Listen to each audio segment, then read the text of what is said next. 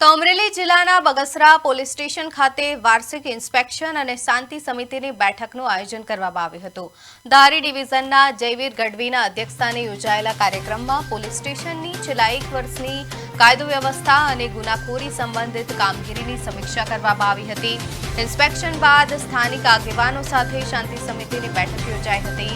બેઠકમાં કાયદો વ્યવસ્થા, ટ્રાફિક સહિતના વિવિધ જાહેર પ્રશ્નો પર ચર્ચા કરી જરૂરી સૂચનો અને ઉકેલો અંગે વિચારણા કરવામાં આવી હતી. કાર્યક્રમ દરમિયાન વર્ષ દરમિયાન ઉત્કૃષ્ટ કામગીરી કરનાર પોલીસ અધિકારીઓ અને પોલીસ જવાનોને પ્રશંસાપત્ર આપી સન્માનિત કરવામાં આવ્યા હતા.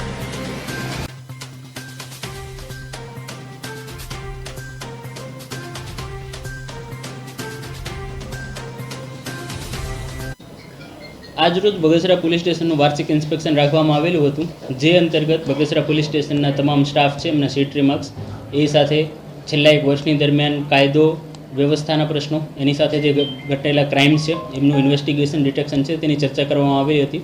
એની સાથે સાથે જે બગસરાના નગરજનો છે તેમની સાથે શાંતિ સમિતિની બેઠક પણ કરવામાં આવેલી હતી, જેમનામાં સભ્યો છે એમના દ્વારા ટ્રાફિક અન્ય મુદ્દાઓ ઉપર ઉકેલવામાં આવેલા હતા અને એમનું સુચારું સોલ્યુશન આવે એના માટેની સૂચનાઓ પણ છે થાણાધિકારીને અને બગસરા પોલીસ સ્ટેશનને આપવામાં આવેલી છે.